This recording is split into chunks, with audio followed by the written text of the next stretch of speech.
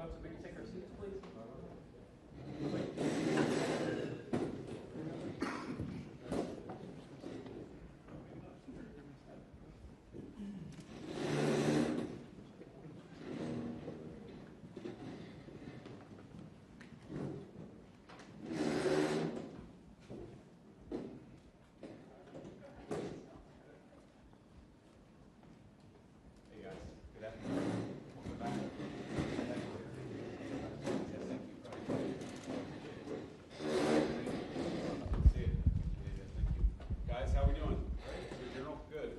Sit down and chat for a little bit.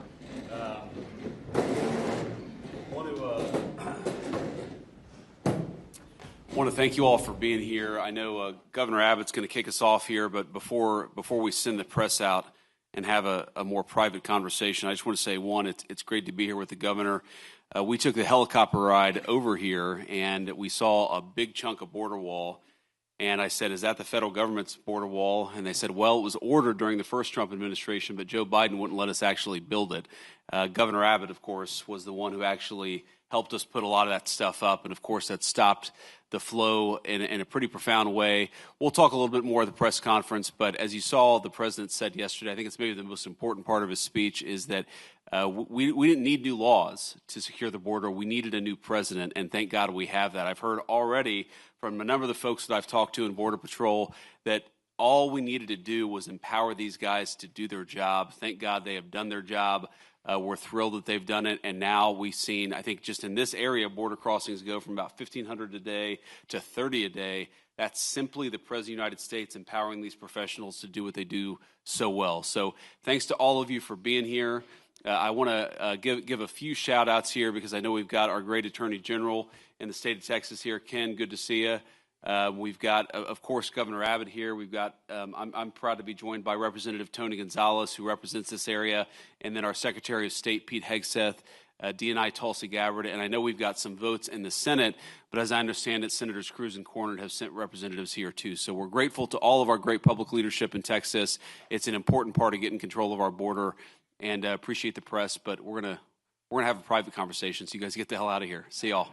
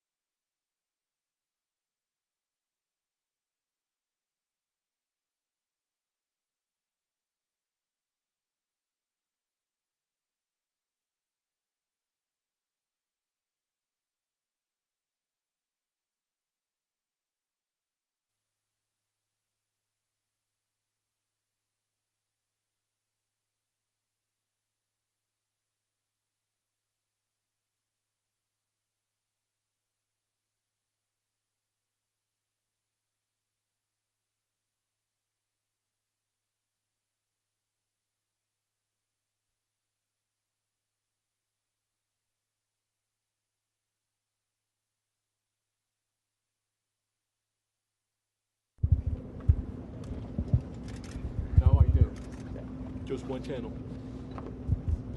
No, both channels.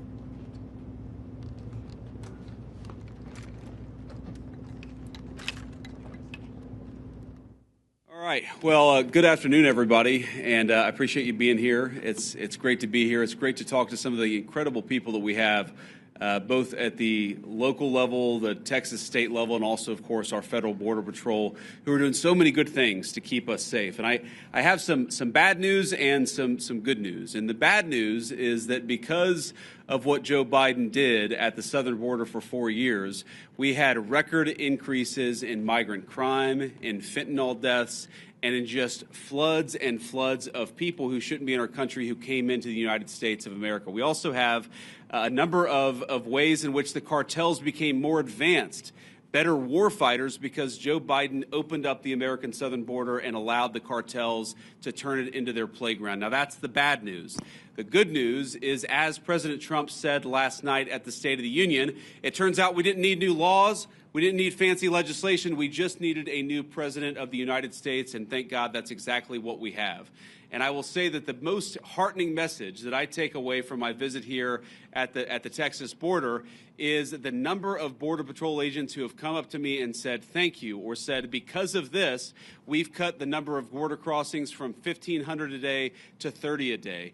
Or the people who have come up and said we've seen a reduction, an 85% of the number of people who are dying at the American southern border. And every single day that we continue to keep this border safe, that means less migrant crime, that means less fentanyl coming into our communities, that means more safety and security for the people of the United States of America. And of course, we know the border problem, the border crisis under Biden's administration was a national crisis, but it acutely affected the communities right here. And I've already heard heartbreaking stories of people who are still picking up the pieces, local mayors who are still dealing with the budgetary consequences of what the Joe Biden administration allowed to happen at the American southern border. And that, too, is something that President Trump is going to help address, help fix, and help solve.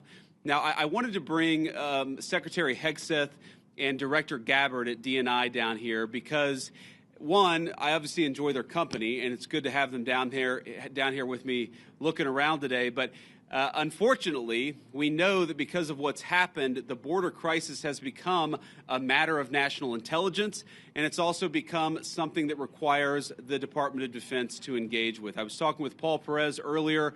The drone technology that the cartels are using requires, unfortunately, a military response and military support. So it was important for Secretary Hegseth to see what's going on, because we know that the millions and millions of people who were let in over the last 4 years, many of them are connected to foreign terrorists. It's important for our leader of national intelligence to get a sense of what's here on the ground. So before we take questions from the press, and all of us are willing to take questions, I want to give Secretary Hegseth and then Director Gabbard an opportunity to say a few words themselves.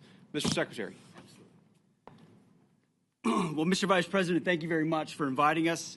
It's great to be here with you, with the director, with our fellow friends in civilian clothes and in other shades of green. This is a demonstration of a true partnership on the southern border. As President Trump has made clear on the campaign trail and from day one and last night, border security is national security. And from the Defense Department, we've watched for a couple of decades other people's borders being secured while ours was open for an invasion of drugs and of violence and of chaos for American communities. That stops under President Trump. And the Defense Department has assets that we can bring to bear, not just troops, not just surveillance, not just equipment, but actual planning and capabilities that enhance what Border Patrol is already doing, which is why it's been incredible to hear from our partners about what we've been able to allow them to do, facilitate them, and we've seen it in the numbers. 98% drop in crossings on the southern border. We're not yet at 100% operational control, but we are on our way because that is the mandate that the president has given us. So more resources are coming to this border. We are dedicated to securing it. That's the reason for our trip and our partnership. And I want to thank all the men and women who've been doing it recently in uniform, who have been doing it a long time right here, have dedicated their lives to securing the American people. And at the Defense Department, we are committed to continuing to being a big part of it. So, Mr. Vice President, thanks for having us. Absolutely, man. Thank you. Great. Now, Director of National Intelligence, Tulsi Gabbard. Tulsi. Thank you, Mr. Vice President, for your leadership in bringing the country's attention to what has been happening here at the border and the significant change that has already occurred under the short time that President Trump has been in office. Really, what you're seeing here today and what you'll continue to see is a unified effort across President Trump's national security team, the Department of Homeland Security, towards our mission, which is to ensure a safe, free, and prosperous society for Americans. As Director of National Intelligence, there are a number of areas where we are focused. The President talked about in his speech, over 21 million people have come across our borders illegally under Joe Biden's administration. There are many of them that we don't know who they are. They have not been vetted. We don't know where they are. I'll give you one quick example of one of the problems that we are getting after. From Central Asia, there were over 4,000 people who came across our borders using an ISIS-affiliated network. Our National Counterterrorism Center went through and identified those individuals. There were hundreds of them who were either known terrorists or associated with known terrorists. That information was provided to the Biden administration. You may remember in some of the news, a little over 100 of those people were arrested in 2024. Of those who were arrested, only 8 were either deported or remained in custody. Only 8. The rest of them were released back into our country. Where are they? What are they doing? What may they be plotting? This is just the beginning. There are many, many areas that we need to stay very focused on, working with the Department of Homeland Security, working with the FBI to ensure that we're keeping the American people safe. Our Counterterrorism Center is working on making sure that we have that single source for vetting so that we can figure out who is actually in our country and identify those who pose a threat and get them removed. The President's designation of the cartels as foreign terrorist organizations falls directly into this, especially as we're seeing some of the tactics that these cartels are using reflect some of the tactics that we've seen used by Islamist terrorists in countries that many of us have served in overseas. Our mission is very clear. Our objective is to keep the American people safe. I'm grateful to be a part of this team that President Trump has assembled to accomplish that mission. Thank you. So before I take questions, let me just say 2 final things. First of all, the reason why we've seen, as Pete said, a 98% reduction of border crossings, the reason why this particular site has gone from over 1,500 crossings per day to 30 crossings per day is because President Trump has empowered and, in fact, demanded that his whole government take the task of border control seriously. And that's exactly what we're doing. And of course, and this leads to my final point before we take questions, it is impossible to do without the men and women on the ground who are actually doing the hard work. They just want to be empowered to do their jobs. President Trump has made that possible. So from the bottom of my heart and for a grateful nation, to every person I've met here today, thank you for working hard on the American people's business. It's been an honor to be with you. It's been an honor to see what you do, and we're going to keep on supporting you over the next 4 years. Congressman Gonzalez, thank you for being here, and thank you for your leadership. And now we'll take some questions from reporters. Sir. So, as you guys have been exemplifying for today, that border crossings are down. A lot of attention has been turned to the interior, since obviously there's been a lot of illegal immigrants. What is, in your opinion, the biggest obstacle to actually carrying out President Trump's mass deportations? Even though, yes, like apprehensions and arrests and deportations have gone up in his first month, but a lot of people are expecting a bigger capacity for deportation. So what's the biggest hurdle? So let me say a few things about that. So first of all, Rome wasn't built in a day. And we have seen pretty significant increases in deportations and apprehensions and arrests. But we have to remember that President Biden gutted the entire immigration enforcement regime of this country. We are trying to rebuild so that we actually empower people to enforce the immigration laws of the American people. It is common sense. It's what the American people want us to do. There are a couple of other things that we're working on. And I don't want to get ahead of any public announcements, but one of the ways that we wanted to make sure that we're enforcing our border is that we make it easier for people who are here illegally to go back home of their own accord. We don't want to have to go around and arrest every person, but we will enforce the American people's immigration laws. If you're here illegally, the message from our administration is you should go back home, and if you want to come to the United States, apply through the proper channels. That's an important thing that we're doing. And the final thing is this costs money. One of the most important parts of the president's reconciliation priorities is, of course, tax reform on the one hand, and on the other hand, making sure that we get proper resources so that we can pay for the flights, and we can pay for the detention centers, and we can pay for all the components necessary to ensure that we're re-migrating illegal immigrants back to their country of origin. I guarantee it is a part of the president's priorities. We'll keep on working on it. We've made a lot of progress, but we're going to keep on working on it over the remainder of the president's term. Yeah, go ahead. Mr. Vice President, I want to ask you about border wall and tariffs. But first on the border wall, how do you and the president... Could you say your outlet, by the way, when you guys ask questions? Yeah, Reagan Reese, Daily Caller. Thank you. How do you and the president define success this term with the border wall, and how much of the southern border wall needs to be walled off before Trump leaves office? Well, look, I think the president's hope is that by the end of the term, we build the entire border wall. And, of course, that's the physical structure of the border wall itself. But we even heard today there are so many good technological tools, so many great artificial intelligence-enabled technologies that allow us, for example, a camera, not a person, but a camera picks up somebody 2 miles away who's about to come across the southern border. Maybe it's livestock, right? Maybe it's a critter in the desert. Maybe it's a human being with a weapon on their back. We're using artificial intelligence to make us better at the job of border enforcement, but we've got to make sure that technology is deployed across the entire American southern border. We're going to do it as much as we can, as broadly as we can, because that's how we're going to protect the American people's security. Yeah, go ahead. Last time they were paused because they deployed 10,000 troops to the border. What can they do this time to make the tariffs go away? Well, what the president has said is we need a sustained commitment from the government of Mexico to take the job of border security seriously.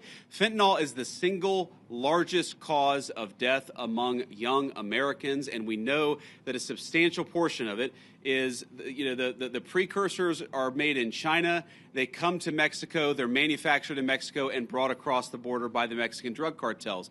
We want to see fewer Americans dying of these terrible fentanyl overdoses when we're going to apply as much leverage as possible to the Mexican government as possible. In some ways, look, the president obviously cares deeply about the American people. He serves the American people first. I actually think he's doing a huge favor to the people of Mexico, because if they don't get control of these cartels, the people of Mexico are going to wake up in a narco state where the cartels have more power than their own government.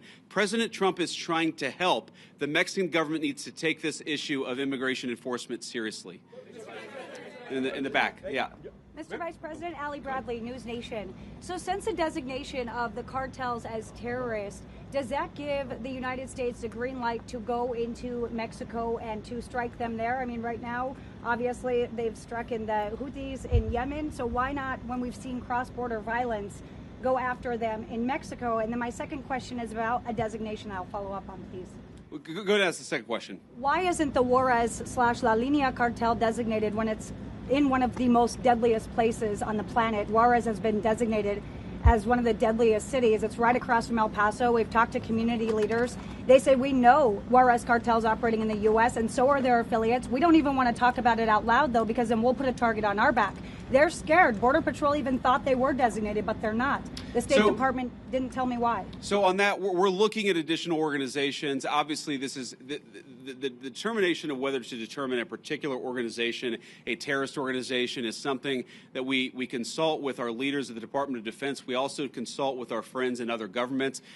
we maintain the optionality to designate further organizations, terrorist organizations, if we feel that we need to in order to protect the American people. And I think President Trump has made it very clear he's not going to be shy about designating some of these cartel organizations as terrorists if he thinks he has to protect the American people.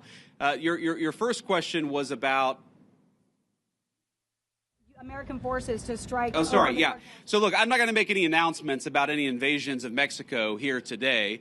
The president has a megaphone, and of course he'll speak to these issues as he feels necessary. But what designating cartel organizations allows us to do is deploy the full resources of the United States military to engage in serious border enforcement. Of course, the president is going to make the determination about how we deploy those forces, but our hope is that Mexico takes this job seriously. We don't want to have negative relationships with the Mexican government. We want the Mexican government to help itself, but also in the process to help the American people by taking these organizations seriously. It's going to destabilize the entire country of Mexico, the entire government, if they don't take it more seriously. We're hopeful that they will. And if they don't, then of course, we'll figure out what to do from there.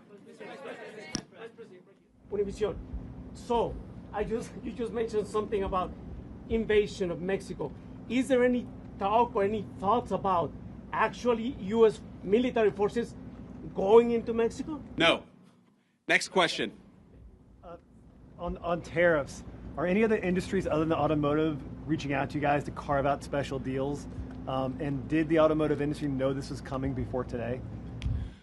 Well, a number of industries have reached out to us to ask us for exceptions to the tariffs, but I think the president's been very clear here that he wants the tariffs to apply broadly. He doesn't want to have 500 different industries getting 500 different carve-outs, and the way to avoid application of the tariffs is to have your factory and have your facility in the United States of America.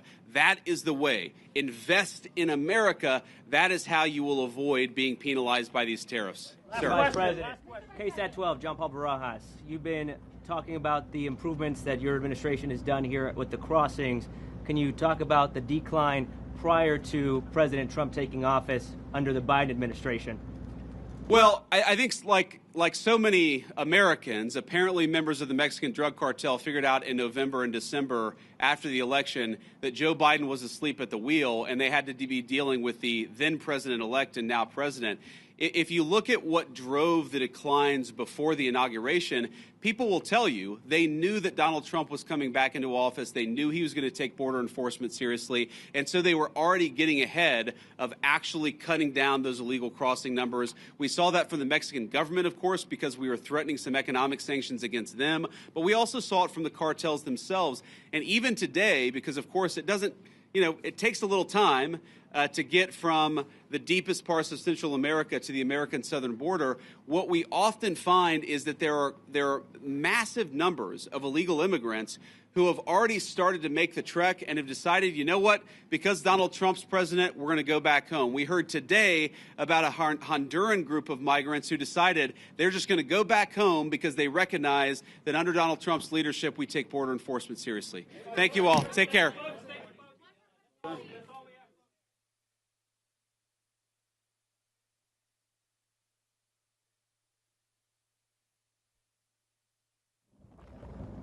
Okay, guys, we gotta go. Let's move.